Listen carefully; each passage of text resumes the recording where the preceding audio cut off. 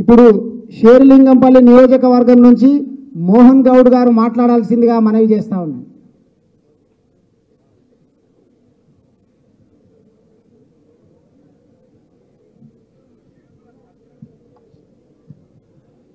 జై తెలంగాణ.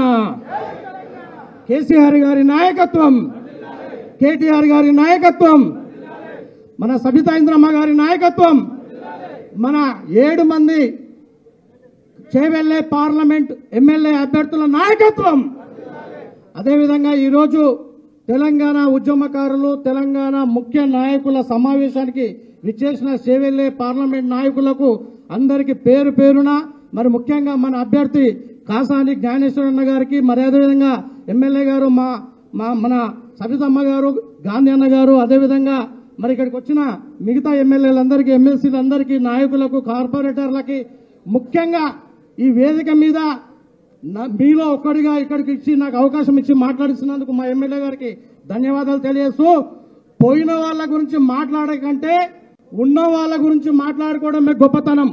అసెంబ్లీలో అసెంబ్లీ టైగర్లు ఎవరంటే ఈ రోజు తెలంగాణ అసెంబ్లీలో మన కేటీఆర్ గారు, హరీశ్వరరావు గారు అసెంబ్లీలో మాట్లాడినట్టయితే రూలింగ్ లో ఉన్నటువంటి ప్రభుత్వానికి ప్యాంట్లో ఏమవుతుంది, చల్లబడుతుంది. ఇది అందరూ మనకు తెలుసు. ఏదో కొన్ని కారణాలతోని కొంతమంది స్వార్థపరులు తెలంగాణ మరి బీఆర్ఎస్ పార్టీకి ద్రోహం చేస్తూ, ఇంతకుముందు పెద్దలు చెప్పారు, వేదిక మీద ఉన్న వాళ్ళు మరి గత మీటింగ్ లో మనం వచ్చినప్పుడు ఈ వేదిక మీద ఉండి పెద్ద పెద్ద లెక్చర్లు కొట్టి మన రాష్ట్రాన్ని ఆర్థికంగా బాగా బలంగా ఉండి ప్రభుత్వాన్ని నడిపించినప్పుడు గవర్నమెంట్ లో ఉండి పదవులు అనుభవించి వాళ్ళే నీతులు చెప్పి ఈ రోజు తప్పుదోవ పడుతున్నారంటే వాళ్లకు మనం తెలంగాణ ఉద్యమం చేసినటువంటి ప్రతి తెలంగాణ బిడ్డ, ఇంతకు ముందు ఒక పెద్ద ఆయన చెప్పిండు, వాళ్ళ ఫోటోలకు చెప్పులతో దండలేయాలని చెప్పేసి, నిజంగా అది చేయవలసిన టైం ఆసన్నమైంది. ఈ రోజుతో ఎవరో ఏదో చెప్తున్నారు, గుంపు గుంపుగా పోతున్నారు, ఆ పార్టీ రూలింగ్ లో ఉంది కాబట్టి అభివృద్ధి కోసం పోతున్నామని చెప్తా ఉన్నారు. తెలంగాణ పార్టీలో మీరెంత అభివృద్ధి చెందిరు, తెలంగాణ కార్యకర్తలకు, పార్టీ కార్యకర్తలకు ఎంత అభివృద్ధి చేశారు అనేది ఒక్కసారి వాళ్ళంతా గుండెల మీద చేసుకుని చెప్పవలసిన అవసరం ఉంది. మనం ప్రతి ఒక్కరం మొన్న జరిగిన ఈ వేదిక మీద జరిగిన మీటింగ్ లో మనం మన అభ్యర్థి అనుకున్న ఆ వ్యక్తి రాత్రికి రాత్రే కండువా మార్చుకొని మరి ఇక్కడ వేరే పార్టీలకు పోయి టికెట్ తెచ్చుకున్నాడంటే, అంతకుముందు ఉన్న అభ్యర్థి కూడా, అంతకుముందు బీజేపీలో ఉన్న అభ్యర్థి కూడా ఈ వేదిక మీద నుంచి, ఈ కండువా నుంచి నువ్వెవరో తెలియని వ్యక్తివి తీసుకొచ్చి నీ తెలంగాణ ఉద్యమంలో, తెలంగాణ ప్రభుత్వంలో నిన్ను ఒక ఎంపీగా నిలబెడితే నువ్వు నీ స్వార్థం కోసం పరాయి పార్టీకి, పక్క పార్టీకి అమ్ముడు పోయావు నువ్వు. అదేవిధంగా మొన్నున్న ఎంపీ కూడా మన పార్టీకి ద్రోహం చేసి మేము మీతోనే ఉంటాను, మీలో ఒకరిని, మీ కార్యకర్తనని చెప్పి మనందరికీ నీతులు చెప్పి రాత్రికి తన ప్రాపర్టీలను, తన వ్యక్తిగత రాజకీయాలను కాపాడుకోవడానికి మరి ఇంకో రూలింగ్ పార్టీకి అమ్ముడుపోయాడు. ఈ రోజు మనందరం మన బీసీ బిడ్డ మనకు ఒక అవకాశం వచ్చింది. జిల్లా పరిషత్ మాజీ చైర్మన్ కాసాని జ్ఞానేశ్వరన్న గారు సుమారుగా చేవెళ్లే పార్లమెంట్ లో 23 నుంచి 24 లక్షల ఓటర్లు, మరి పెద్ద కాన్స్టిట్యున్సీ కాబట్టి మల్కాజ్గిరి తర్వాత మన పార్లమెంట్ పెద్దది కాబట్టి మనందరం ఎస్సీ, ఎస్టీ, మైనార్టీలు ఉన్న అన్ని కులాల వాళ్ళు, 96 కులాలకు సంబంధించినటువంటి అనేక రకమైనటువంటి ఉన్నత కులాల్లో ఉన్న వెనుకబడిన తరగతుల వాళ్ళు కూడా దయచేసి మీ అందరూ కూడా మన అభ్యర్థి జ్ఞానేశ్వరన్న గారికి మరి మీ యొక్క అమూల్యమైన ఓటు, మన కేటీఆర్ అన్న గారికి స్వాగతం, సుస్వాగతం. మన టైగర్, మన తెలంగాణ ముద్దుబిడ్డ, మన కేసీఆర్ అన్న గారి ముద్దుబిడ్డ, మన తాగ రామారావు అన్న గారి ఆధ్వర్యంలో రేపు జరిగే పార్లమెంట్ ఎన్నికల్లో మనకు 17 స్థానాలలో మరి మన అభ్యర్థులు ఎంతో ఉత్సాహంగా ఈ రోజు చెప్పుడు మాటలు వినకుండా, అన్న కొంతమంది స్వార్థం కోసం పార్టీలు మారినా ఏ ఒక్కరు కూడా కార్యకర్తలు గాని, మరి మన కార్యకర్తలు గాని, నాయకులు గాని ఎవరు పార్టీలు మారలేదు, కండువాలు మార్చలేదు. మనకున్న బలం మనకుంది.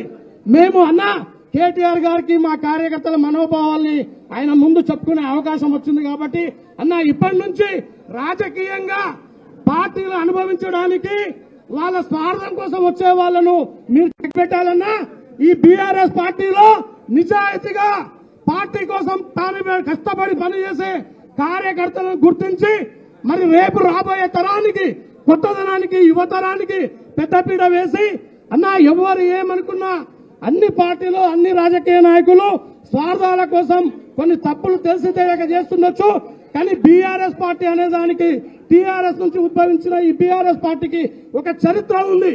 మనం సుమారుగా 1969లో నుంచి తెలంగాణ సపరేట్ చేయాలనే ఉద్దేశంతో పోరాటాలు చేసిన ఎంతో మంది నాయకులు, మరి మీ అందరికీ తెలుసు, ఎంతో మంది నాయకులు ప్రాణత్యాగాలతో తెలంగాణ బిడ్డలు ప్రాణత్యాగం చేసి తెలంగాణను సాధించుకొని మాకు కేసీఆర్ గారే ముఖ్యమంత్రిగా ఉండాలి, తెలంగాణను పరిపాలించాలని చెప్పి తెలంగాణ సీఎంగా చేయడం జరిగింది.